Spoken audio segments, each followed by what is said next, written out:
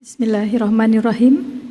Yang saya hormati dan saya muliakan para Wakil Rektor Universitas Padjadjaran, Ketua dan Anggota Senat Universitas Padjadjaran, Dewan Profesor Universitas Padjadjaran beserta anggota, Pembina Ikawati ATR BPN dan jajarannya, Dekan, Wakil Dekan, Kepala Departemen, Ketua Program Studi dan Manajer di lingkungan Fakultas Pertanian Universitas Padjadjaran, para dosen dan kolega di lingkungan Fakultas Pertanian Universitas Padjadjaran, para tamu undangan, Bapak Ibu hadirin yang tidak dapat saya sebutkan satu persatu.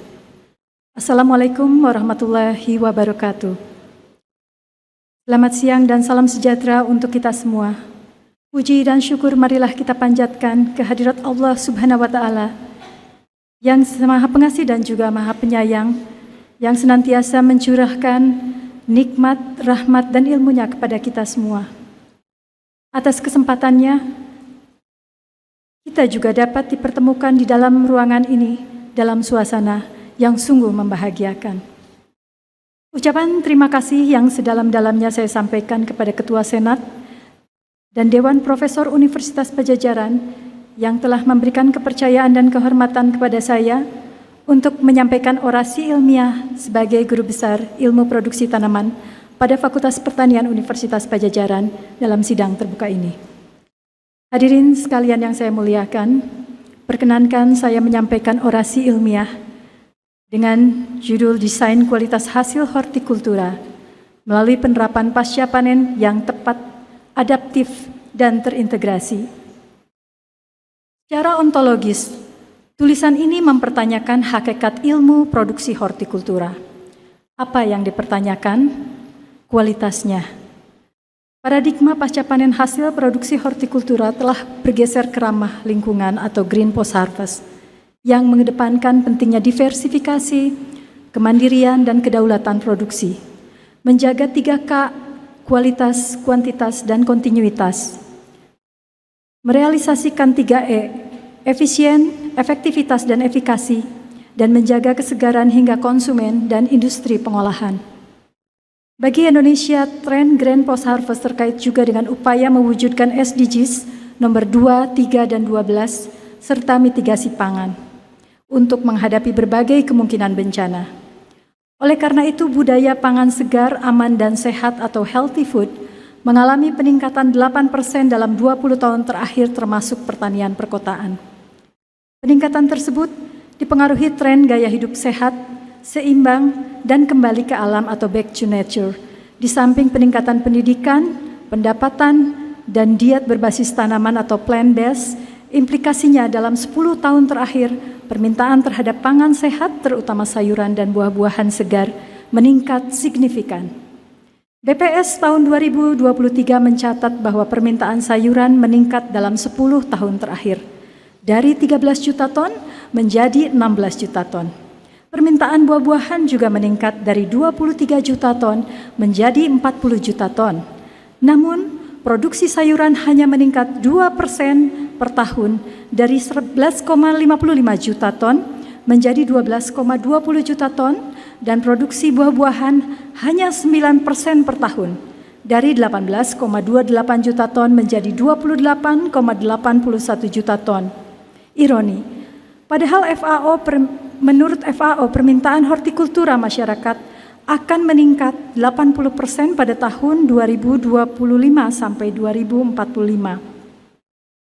Secara real, menurut BPS tahun 2023, kuantitas dan kontinuitas hasil produksi hortikultura Indonesia meningkat beberapa kali lipat dalam 20 tahun terakhir. Jika 85%-nya berkualitas atau terjaga kesegarannya, maka permintaan pasar yang terus meningkat dapat dipenuhi oleh hasil produksi hortikultura dalam negeri. Namun faktanya, lebih dari 30% sampai 70% hasil produksi hortikultura rusak. Akibatnya, bukan hanya produsen dan distributor yang mengalami kerugian, tetapi Indonesia harus menanggung beban ganda. Pertama, impor hasil produksi hortikultura yang lebih dari 30%, dan kedua, sampah hasil produksi hortikultura yang mencapai 7,5 juta ton per tahun. Sehingga menurut FAO tahun 2020, menempatkan Indonesia sebagai kontributor sampah urutan kedua di dunia. Tingginya angka kehilangan hasil produksi hortikultura terjadi karena adanya gap yang tinggi dalam aplikasi teknologi penanganan pasca panen dalam produsen dan distributor. Secara real, baru 30% hasil produksi hortikultura yang tertangani dengan teknologi pasca panen yang efektif dan efisien, sedangkan 70%-nya masih ditangani secara tradisional dan konvensional. Benar bahwa teknologi pasca panen modern dan cerdas telah dikembangkan dan diaplikasikan dalam desain dan rekayasa hasil produksi hortikultura di Indonesia. Namun, karena mahal, maka hanya terakses oleh 15% produsen skala luas dan distributor skala besar. Sedangkan 85% produsen dan distributor skala kecil masih tetap menerapkan teknologi pasca panen tradisional dan konvensional yang dianggap lebih murah.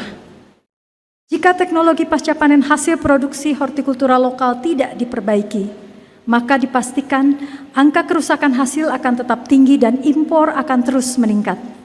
Akibatnya, konsumsi per kapita hortikultura di Indonesia akan tetap lebih rendah daripada Cina, Vietnam, Bangladesh, India, Myanmar, dan Nepal menurut FAO tahun 2020. Oleh karena itu, berdasarkan hasil riset dan referensi, ditawarkan solusi teknologi pasca panen yang mengintegrasikan keunikan teknologi pasca panen tradisional konvensional skala kecil dengan keunggulan teknologi pasca panen modern cerdas skala besar. Model teknologi pasca panen tersebut mengintegrasikan pendekatan rekayasa dan desain secara sekaligus, sehingga bukan hanya tepat, hemat, smart, tetapi juga adaptif dan terjangkau.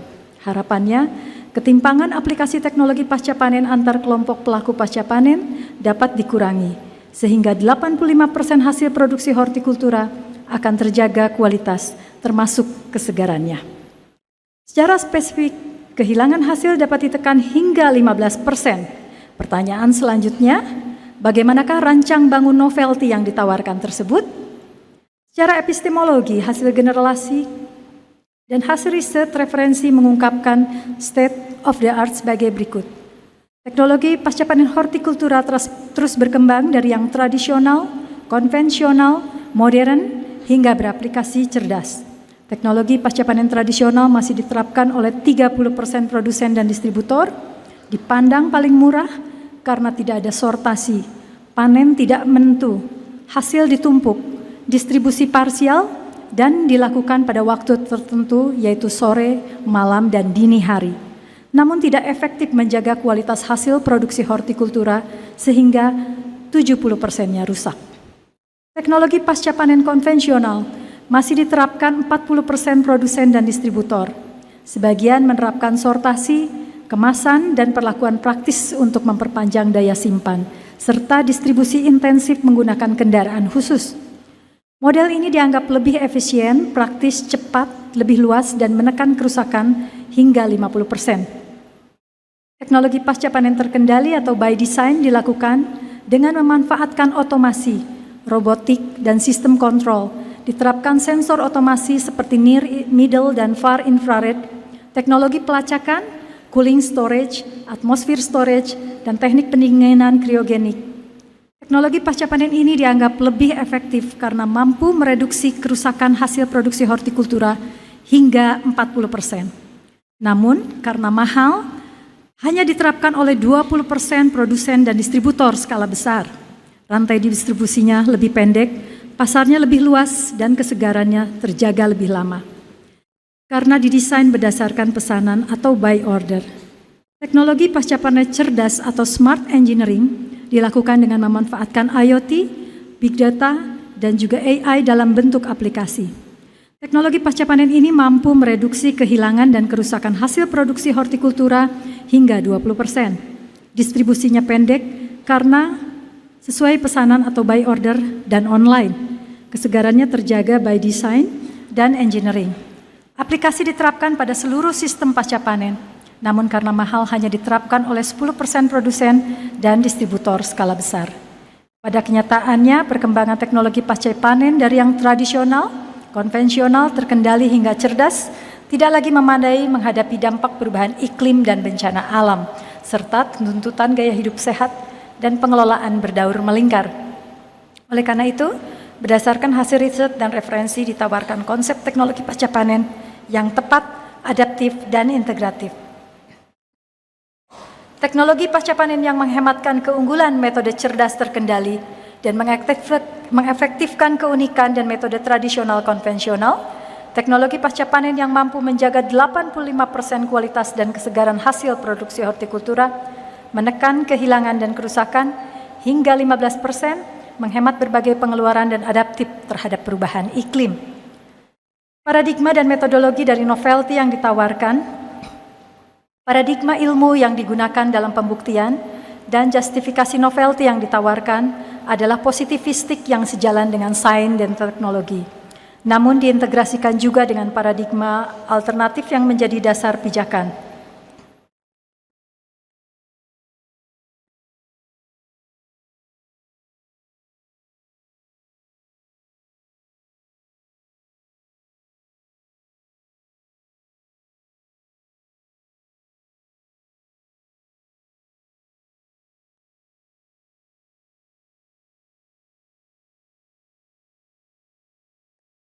Integrasi metode dalam desain dengan teknik rekayasa pasca panen di sepanjang proses produksi terkendali atau by design, dari perencanaan sampai panen, serta sepanjang proses pengolahan primer dan mulai panen, distribusi sampai konsumsi segar dan persiapan pengolahan sekunder. Diskusi dan justifikasi temuan baru atau novelty yang ditawarkan adalah tingkatkan aplikasi inovasi ramah lingkungan, berdaun melingkar dan adaptif terhadap perubahan iklim pada teknologi pasca panen cerdas dan modern. Harapannya 85% hasil produksi pasca panen dapat terjaga kesegarannya. Tetapi penerapannya harus ditingkatkan menjadi 40% sehingga target pasar ekspor, supermarket, dan hotel, restoran, kafe atau horeca dapat dipenuhi oleh hasil produksi hortikultura dalam negeri. Mengintegrasikan keunggulan teknologi pasca panen cerdas, modern, keunikan dan kekhasan teknologi pasca panen tradisional, konvensional, prakteknya produsen pasca panen terkendali atau by design disederhanakan dan teknologi rekayasa engineering dihematkan, terutama sensor otomasi seperti near, middle, dan far infrared tersebut, dan juga teknik pendinginan kriogenik, cooling storage, atmosphere storage, IoT, Big Data, dan juga AI.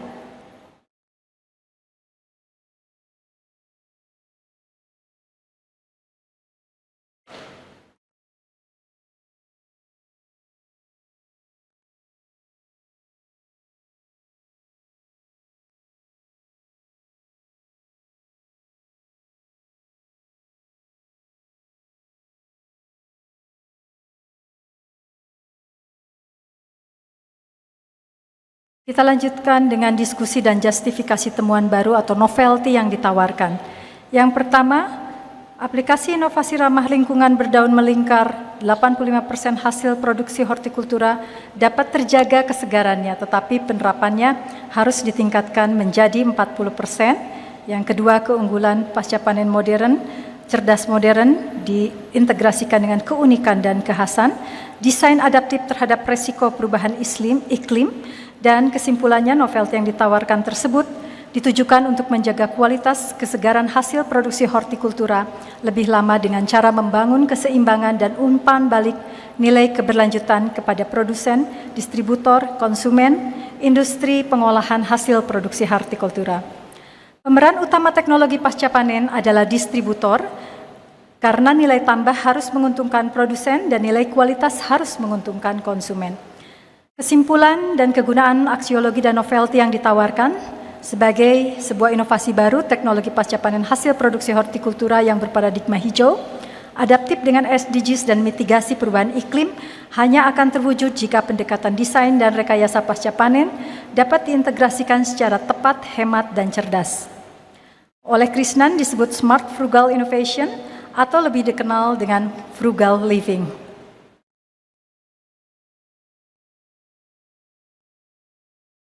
Tujuan utama dari novelty yang ditawarkan adalah terkendalinya kualitas hasil panen pada seluruh proses produksi, distribusi, hingga konsumen. Hal ini akan terwujud apabila semua pelaku menerapkan desain dan rekayasa secara seimbang, karena hasil panen masih terus bermetabolisme. Berdasarkan kesimpulan dapat ditegaskan, bidang kajian pasca panen dari ilmu produksi hortikultura dapat dikelompokkan menjadi desain pengendalian kualitas hasil panen secara terencana sepanjang proses produksi sampai panen berdasarkan pesanan atau buy order. Yang kedua, rekayasa penanganan hasil panen dari mulai produsen, distributor, sampai konsumen.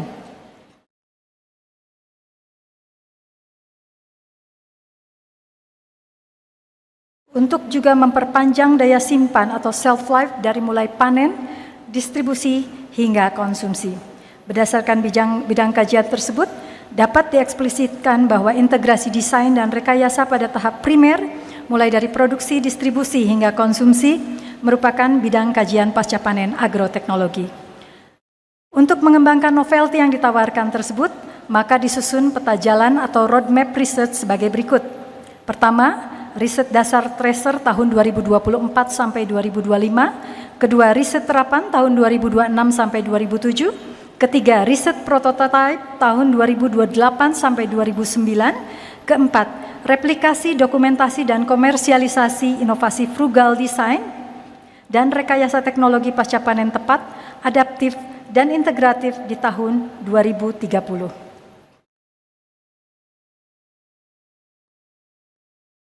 Hadirin yang saya hormati dan muliakan, sebagai satu rangkaian dari perjalanan panjang proses pendidikan, penelitian, dan pengabdian, dicapainya jabatan guru besar ini tentu tidak terlepas dari doa dan dukungan berbagai pihak. Oleh karena itu, pada kesempatan ini, perkenankan saya mengucapkan terima kasih yang sebesar-besarnya kepada Pemerintah Republik Indonesia melalui Kementerian Pendidikan dan Kementerian Kebudayaan, Riset, dan Teknologi, Rektor Universitas Padjadjaran, dan para Wakil Rektor Universitas Padjadjaran, Ketua Senat Akademik Universitas Padjadjaran dan anggota, Ketua Dewan Profesor Universitas Padjadjaran dan anggota, Ketua Senat, Dekan, dan para Wakil Dekan, serta manajemen di lingkungan Fakultas Pertanian Universitas Padjadjaran, kepada tenaga pendidik dan kependidikan di lingkungan Fakultas Pertanian Universitas Padjadjaran, kepada para tamu undangan, Ketua Perhorti, Ibu Profesor Dr. Dewi Sukma SPMSI, Ketua Perhorti Komda Jabar, Bapak Dr. Nur Suhud, Ketua Peragi Komda Jabar, Ibu Dr. Santi Rosniawati, serta perwakilan dari Peragi Pusat, Bapak Dr. Saifuddin. Terima kasih juga saya ucapkan kepada Pembina Ikawati selaku Ibu Menteri ATR BPN, Ibu Anissa Pohan Yudhoyono SEMM, Ibu Wakil Pembina Ikawati selaku Ibu Wakil Menteri ATR BPN, Ibu Nurlaini Kinanggi Raja Juli Antoni, Ketua Ikawati selaku Ibu Sekjen ATR BPN, Ibu Dian Suyus, beserta jajarannya.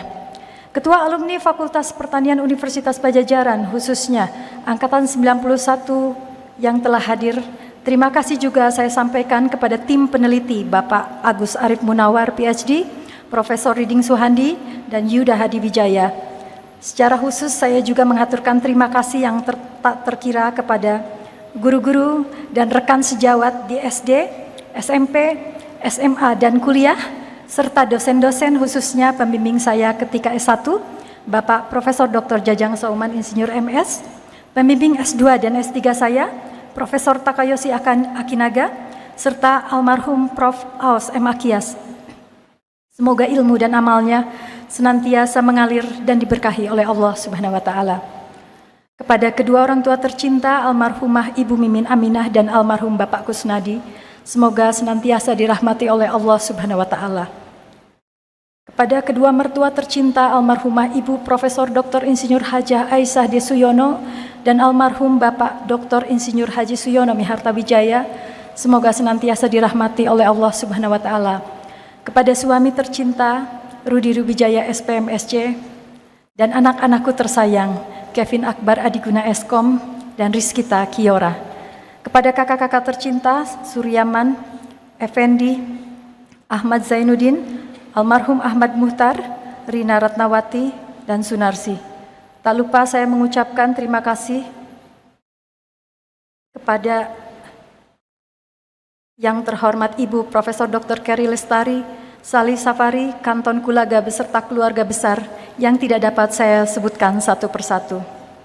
Demikian orasi ilmiah yang dapat saya sampaikan, semoga bermanfaat. Terima kasih atas perhatian Bapak Ibu sekalian. Mohon maaf apabila ada hal-hal yang kurang berkenan. Billahi taufik wal hidayah. Wassalamualaikum warahmatullahi wabarakatuh.